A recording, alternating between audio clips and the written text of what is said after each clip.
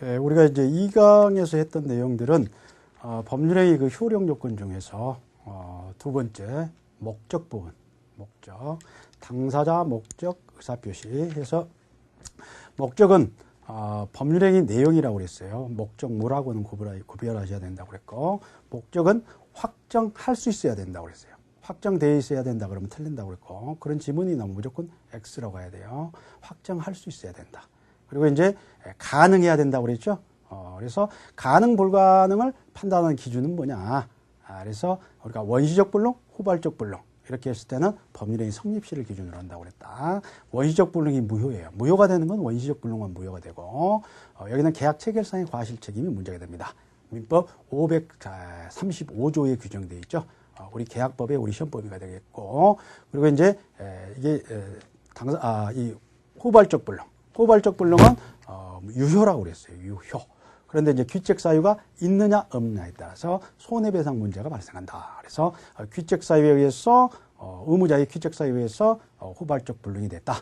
이런 경우에는 손해배상, 유효인데 손해배상 문제가 발생하고, 귀책 사유가 없다. 이럴 때는 이제 위험 부담 문제로 해결한다. 이건 손해배상 문제가 아니라고 그랬습니다.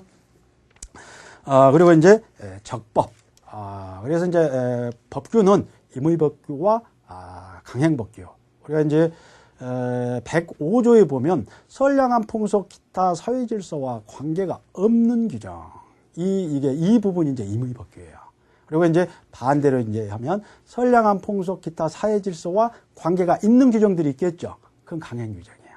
그래서 이제 위반되지 않아야 되는 것은 강행규정에 위반되지 않아야 된다는 거고, 임의규정에 위반되지, 그건 의미가 없다고 그랬죠. 규정이 있다 하더라도 당사자가 임의적으로 마음대로 달리 정할 수가 있다. 그리고 이제 강행법규에는 효력규정과 단속규정이 있다고 그랬어요. 근데 단속규정은 경찰 행정 단속 목적으로 규정되어 있는 것들. 위반했을 때 역시 사법상, 민법상 효력은 유효.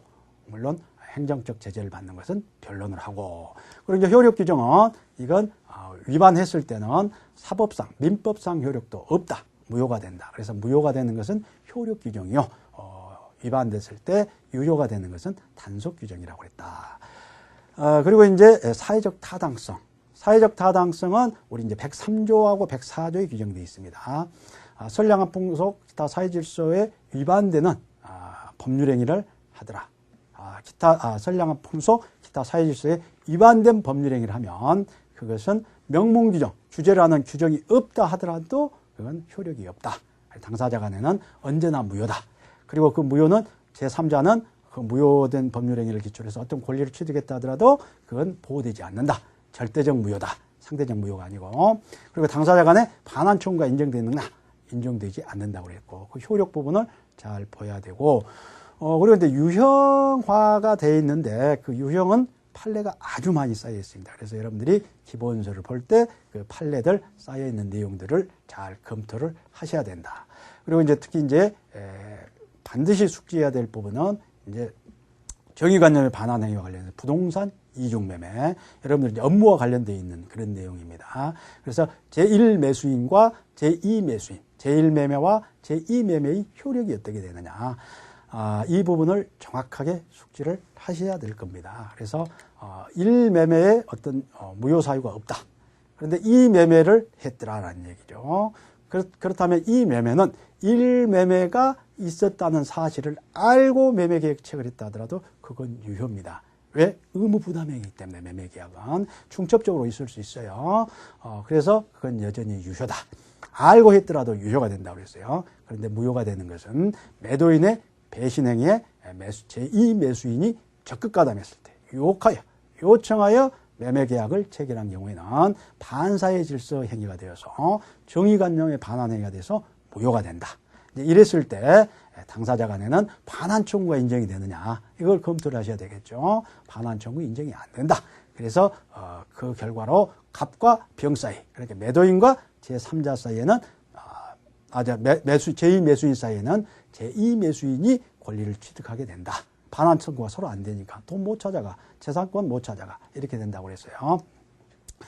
그러면 이렇게 됐을 때, 무효가 됐을 때 제2매수인 앞으로 등기까지 되어 있는데 제2매수인이 이런 권리를 취득한 것처럼 보이죠. 이랬을 때 제1매수인은 어떻게 권리를 찾아갈 수 있겠느냐. 여전히 제1매수인은 물권자가 아니고 채권자이기 때문에 갑에게만 주장할 수 있지 병에게는 직접 주장할 수 없다. 무효를 주장할 수 없다. 그래서 찾아오려면 갑을 대위해서 권리를 찾아가야지 직접 을이 병에게 직접 권리를 행사할 수는 없다. 그리고 채권자 취소권도 인정이 안 된다고 그랬습니다.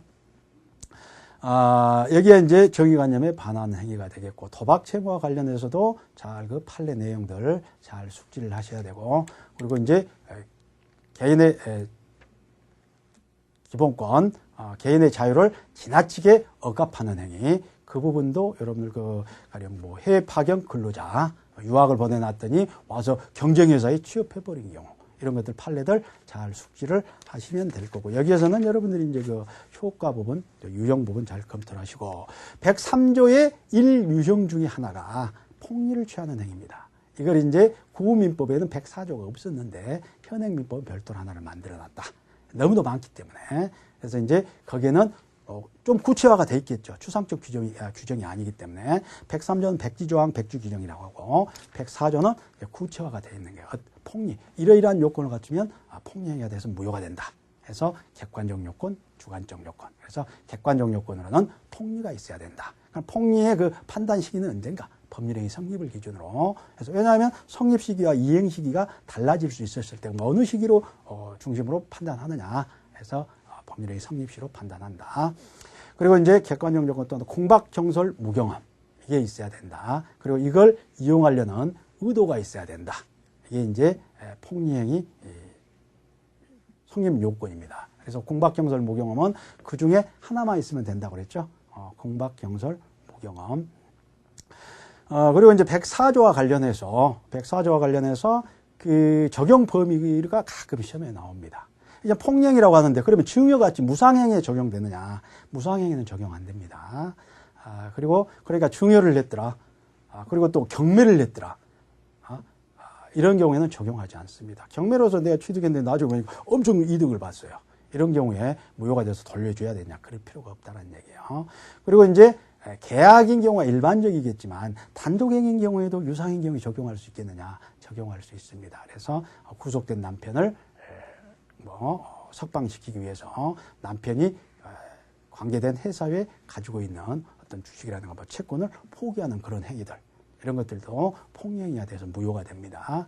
이런 것들 잘 구별을 하시면 될 것이고, 그리고 이제 입증 책임 문제에서 폭리행위가 입증이 됐다고 해서 공박, 정설, 무경험이라든가 악의라든가 이런 것들이 추정이 되느냐? 추정이 안 된다고 했습니다. 무효를 주장하는 자가 모든 사실을 다 입증을 해야 된다라고 했고, 이 경우에 또 반환 청구가 인정이 되느냐? 당사자 간에는 피해자는 반환 청구할 수 있는데 폭리자는 반환 청구할 수 있다 없다? 없다고 그랬습니다. 그래서 이건 절대적 무효가 되기 때문에 폭리행위가 있었다는 사실을 모르고 폭리자로부터 권리를 취득한 자가 있을 수 있어요. 그럼 피해자가 직접 가서 찾아올 수 있느냐? 이렇게 찾아올 수 있다 없다? 그러면 여러분들이 여기서 피해자는 소유권자냐 아니냐를 판단하면 돼요. 우리가 부동산 이중매매에서 1매수인은 소유자가 아니라고 그랬어요. 매매 계약만 체결하고 재산권 이전 청구권만 가지고 있는 거예요. 그렇기 때문에 채권이기 때문에 제3자에게 주장 못하는 거예요. 직접 안 된다고 그랬어요. 그런데 이 경우에는 내 물건을 팔았는데 이게 폭행에 대한 무효가 됐다. 그러면 이전되지 원래대로 복귀가 되더라. 그러면 이 피해자의 소유예요. 그래서 설사 이게 제3자에게 넘어갔다 하더라도 이 피해자는 직접 찾아와 버릴 수 있습니다. 소유권에 기한 부동산 이전 청구권 행사에서 찾아갈 수 있다라고. 그래서 제3자가 보호되지 않는다라는 것을 기억을 하시고, 그리고 이제 법률행위 해석 부분을 보면 해석은 법률 문제다. 그래서 법률 문제이기 때문에 상고 이유가 된다. 그리고 이제 해석 방법은 세 가지 방식이 있다. 자연적 해석, 규범적 해석, 보충적 해석이 있다. 자연적 해석은 단독행위, 상대방 없는 단독행위 같은 유언설 같은 것들 해석할 때 그렇게 하는 거고, 규범적 해석은 상대방 입장에서 해석을 하는 것이다. 그렇기 때문에 상대가 파트너가 있어야 된다. 그래서 상대방이 있는 단독행위라든가 계약인 경우에는 규범적 해석을 하는 게 일반이다. 그리고 이제 보충적 해석은 이건 보충적 해석을 바로 들어가는 게 아니에요. 자연적게 해석을 했는데도 불투명하더라. 그리고 규범적 해석을 했는데도 불투명하더라. 이럴 때는 표의자 입장에서도 상대방의 입장에서도 명확히 되지 않죠. 이럴 때는 제3자 입장에서 가상적 의사로 해석을 하는 겁니다. 그래서 계약인 경우가 일반적이고 대표적인 경우가 후유증 문제입니다. 교통사고로 내가 교통사고를 당했어요. 그래서 보니까 뭐 크게 좀 찰과상 정도로 가벼운 상처만 입었어. 뭐 괜찮을 거다 싶어서 그냥 민형사상 모든 책임을 묻지 않는다 하고 100만 원만 받고 끝냈어요. 그런데 몇 개월 지나서 보니까 이게 내부에 어떤 문제가 발생했더라. 회복 불능 상태의 어떤 그런 장애가 발생했더라. 그래서 당사자가 계약 체결할 때, 화해 계약 체결할 때는 전혀 예상치 못한 사건이죠. 그랬을 때 이 부분을 어떻게 할 것이냐. 이럴 때는 제3자 법관 입장에서 이건 없었다. 당사자가 어떤 계약 체결할 때 인식을 못했다 하더라도 이런 부분들은 만약에 그때 당시에 발견됐더라면 이런 사실을 알았다면 이런 계약을 체결하지 않았을 것이다. 손해배상을 별도로 청구를 할 것이다. 이렇게 인정이 되어서 이제 손해배상액을 많이 인정을 해준다라든가 이런 케이스가 바로 보충적 해석이겠죠. 그리고 이제 법률행위 해석 기준은 네 가지라고 그랬어요. 목사 임신이라고 그랬습니다. 당사자 기도한 목적. 그래서 당사자가 이게 계약을 모든 사정을 다 고려합니다. 그래서 왜 이런 계약을 체결했는가? 어떤 의사표시를 했는가? 그리고 이게 기분이 좋은 상태도 했는가? 낮에 했는가? 밤에 했는가? 여름에 했는가? 겨울에 했는가? 아니면 해수욕장에서 계약을 체결했는가? 등등 종합적으로 판단합니다. 그래서 되도록이면 계약을 유효가 되게 해석을 합니다. 계약이 유효가 되려고 계약을 체결하는 것이지 법률행위를 하는 것이지 무효가 되기 위해서 법률행위를 무익한 법률행위를 할 리는 없더라 그 말이죠. 그건 아주 예외적인 경우더라. 그래서 되도록이면 유효가 되게 해석을 하고 그래도 이게 명확치 않더라. 내용이 명쾌하게 안 나오더라. 이럴 때는 이제 사실인 관습에 의해서 이렇게 해석을 하는데 이 사실인 관습에 의해서 해석을 하는데 주의해야 될 것은 요건이 있더라. 강행법규 위반하지 않아야 돼. 어떤 관행이 존재를 해야 되고 그러니까 어떤 신분행위에서 어떤 경제적인 거래 관계에 있어서 어떤 한 지역에서 어떤 한 분야에서 계속적으로 반복적으로 어떤 그 행위가 계속 이루어지고 있더라. 그래서 일반적으로 그 부분에 대해서는 그러려니 하고 당사자들이 생각하고 있더라. 국민들이 생각하고 있더라. 이걸 관행이라고 그러죠. 그냥 관행이에요. 근데 그건 법은 아니라고 그랬어요. 규범은 아니에요. 법적 확신이 아직 없는 상태예요. 그건 사실은 관습이라고 그랬어요. 일단 관행이 존재하고 그 관행이 강행법규 위반되면 안 되겠죠. 어떤 그 이슬람처럼 어떤 율법처럼 아주 극단적인 어떤 그런 관행이 있다든가 이런 관행을 인정하면 안 되겠다. 그래서 강행법규 위반하지 않아야 되고 그리고 당사자 의사가 명확치 않아야 돼. 당사자 의사가 명확하면 거기에 의하죠. 당사자 의사가 명확하지 않아야 되고 임의법규와 다른 관습이 있으면 상관이 없겠죠. 임의법규 있다 하더라도 상관이 없어요. 그래서 가세인 관습이 먼저 적용이 되고 관습도 없더라. 사실은 관습도 없더라. 이럴 때는 이제 세 번째로 임의법규에 의해서 해석을 하고 임의법규는 이게 물권법에서는 대부분 강행 규정이죠. 그런데 이제 채권법 부분, 우리 매매라든가 또는 임대차 이런 부분들은 대부분이 임의 규정입니다. 그래서 그 규정과 다른 계약을 맺어도 그대로 유효인데 이제 그 규정이 있다 하더라도 유효인데 위반이 가능하다는 얘기죠. 그래서 임의법규에 의해서 이제 해석을 하고 그리고 이제 법규도 없더라. 마지막으로는 이제 사실은 관습, 경험칙에 의해서 신의 성질의 원칙에서 불편부당하게 어느 한 일방이 손해가 가지 않게 해석을 할 수밖에 없다. 여기까지 해서 이제 두 번째 강의 내용이었습니다.